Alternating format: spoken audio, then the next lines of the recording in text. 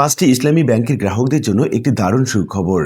তারা দীর্ঘদিন ধরে বিভিন্ন রকম আন্দোলন করে আসছে তাদের পুরো টাকা ফেরত, অর্থাৎ তারা সময় মতো টাকা ফেরত চাচ্ছেন ব্যাংক থেকে, সেই সঙ্গে হেয়ার কাট বাতিল আর মুনাফা সহ তারা পুরো টাকা ফেরত চাচ্ছেন। তো কি বলা হচ্ছে মূলত সংবাদ প্রতিবেদনে, কি বলা হচ্ছে, সরকারের পক্ষ থেকে কি বলছেন গ্রাহকগণ, কবে তারা পুরো টাকা ফেরত পাবেন, এই সংক্রান্ত বিস্তারিত তথ্য জানাবো আজকের ভিডিওতে।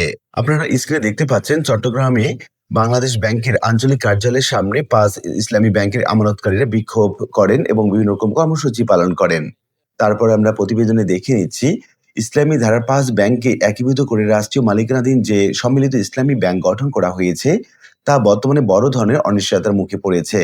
একদিকে ব্যাংকটি বর্তমানে কার্যক্রম শূন্য অবস্থায় রয়েছে, অন্যদিকে ভুক্তভোগী আমানতকারীরা তাদের আমানত ফেরত না পেয়ে মানবত জীবনযাপন করছেন। আমানত ফেরত পেতে তারা এখনো আন্দোলন চালিয়ে যাচ্ছেন। গতকাল বুধবার চট্টগ্রামে বাংলাদেশ ব্যাংকের সামনে আমানতকারীদের মানববন্ধন হয়েছে। এরই মধ্যে আমরা বেশ কয়েকটি নিউজ শুনেছি।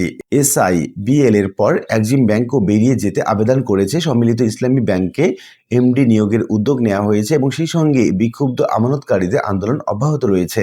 সম্মিলিত ইসলামী ব্যাংক গঠনের 4.5 মাস পেরিয়ে গেলেও এখন পর্যন্ত এই ব্যাংকে MD নিয়োগ দেয়া হয়নি।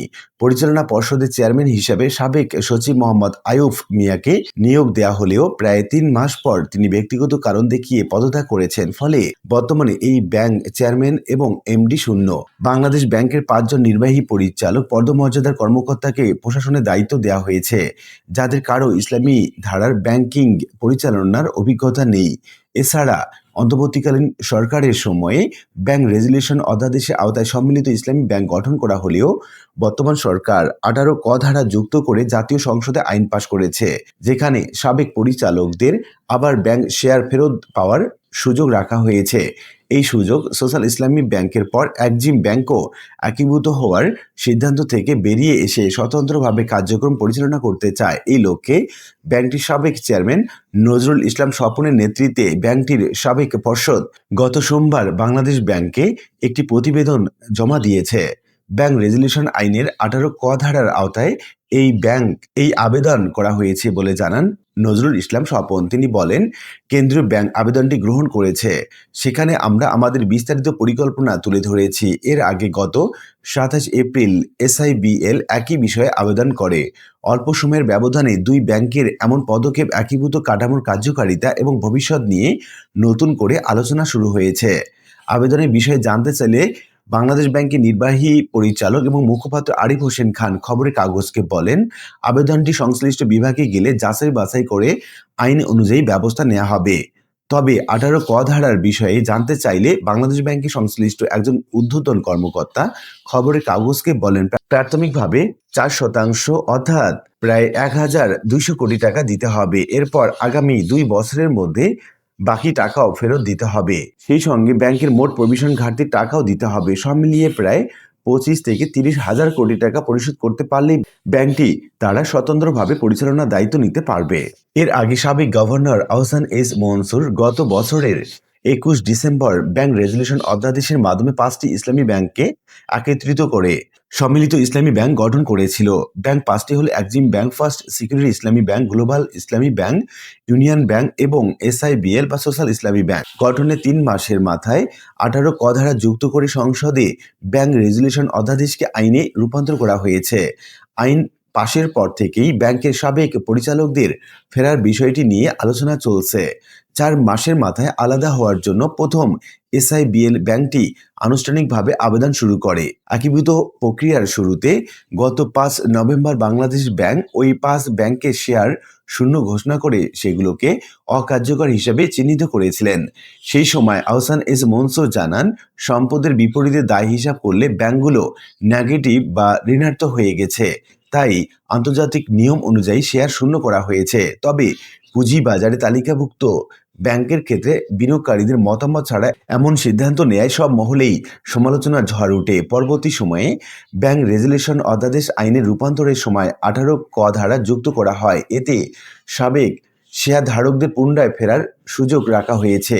এই ধারার উপর ভিত্তি করেই SIBL এবং এক্সিম ব্যাংক আবেদন শুরু করেছে। আবেদনে ব্যাংক দুটিকে পৃথক করে নতুন মূলধন যোগান, তারল্য উন্নয়ন এবং পরিচালনার শৃঙ্খলা ফেরানোর প্রস্তাব রাখা হয়েছে। এতে ব্যাংক দুটি বলেছে, আলাদা হলে ঝুঁকিপূর্ণ সম্পদ কমিয়ে খেলাপি ঋণ আদায়ে জোরদার করা হবে এবং মূলধন কাঠামো শক্তিশালী করা হবে। SIBL এর প্রস্তাবে বলা হয়েছে, দায়িত্ব পেলে চলতি বছরের ডিসেম্বরের মধ্যে খেলাপি ঋণের হার 25% নামিয়ে আনা হবে। পাশাপাশি স্থগিত থাকা সরকারি 22টি হিসাব পুনরায় সচল করে 500 কোটি টাকা ফেরত আনার পরিকল্পনাও রয়েছে তাদের। এছাড়া ব্যাংকটি পরিচালনার জন্য আগামী 10 বছরের জন্য বাংলাদেশ ব্যাংকের কাছ থেকে 11,000 কোটি টাকা তারল্য সহায়তা চেয়েছে। সম্মিলিত ইসলামী ব্যাংকে এমডি নিয়োগের নতুন যে উদ্যোগ নেওয়া হয়েছে সে বিষয়ে আমরা এখন জেনে নেব। এদিকে বাংলাদেশ ব্যাংক সূত্রে জানা গেছে, সম্মিলিত ইসলামী ব্যাংকের গতি বাড়াতে গতকাল এমডি নিয়োগের সাক্ষাৎকার নেওয়া হয়েছে। বাংলাদেশ ব্যাংকের গভর্নরের নেতৃত্বে নতুন এমডি নিয়োগ সংক্রান্ত কমিটিতে আরো বলা হয়েছে, অর্থ মন্ত্রণালয়ের আর্থিক প্রতিষ্ঠান বিভাগের সচিব নাজমা মোবারক তিনি বিস্তারিত জানিয়েছেন। গতকাল বাংলাদেশ ব্যাংকে অনুষ্ঠিত সাক্ষাৎকারে 6 জন ব্যাংক কর্মকর্তা অংশ নেন। তাদের মধ্যে ছিলেন সোশ্যাল ইসলামী ব্যাংকের সাবেক MD Jafar Alam, south east ব্যাংকের সাবেক এমডি নুরুদ্দিন মোহাম্মদ সাদেক, বাংলাদেশ ব্যাংকের সাবেক নির্বাহী পরিচালক এবং ইউনিয়ন ব্যাংকের সাবেক এমডি হুমায়ুন কবির, সীমান্ত ব্যাংকের সাবেক MD Rafiqul Islam, social national bank of পাকিস্তানের বাংলাদেশ শাখার প্রধান মোহাম্মদ কামরুজ্জামান এবং ইসলামী ব্যাংকের senior executive vice president Zakir Hossain. বিক্ষুব্ধ আমানতকারীদের আন্দোলন যে অব্যাহত রয়েছে এবং তাদের দাবি কি এই সংক্রান্ত আমরা বিস্তারিত জেনে নিচ্ছি। বিদায়ী গভর্নর আহসান এস মনসুর ইসলামী ধারার 5টি ব্যাংকে দুর্বল ব্যাংক হিসেবে আখ্যা দেওয়ার পরই থেকেই এসব ব্যাংক আমানত তোলার হিড়িক লেগে যায়। এতে বাংলাদেশ ব্যাংকের তারল্য সহায়তা নিয়েও ব্যাংকগুলো গ্রাহকের চাহিদা মেটাতে হিমশিম খায়। সবশেষে এই ব্যাংকগুলোকে একীভূত করার উদ্যোগ নেন তিনি। কিন্তু এই কার্যক্রম শুরু হওয়ার পর থেকেই আমানতকারীরা তাদের আমানত তুলতে পারছেন না। টাকা না পেয়ে অনেকে চিকিৎসার অভাবে মারা যাচ্ছেন।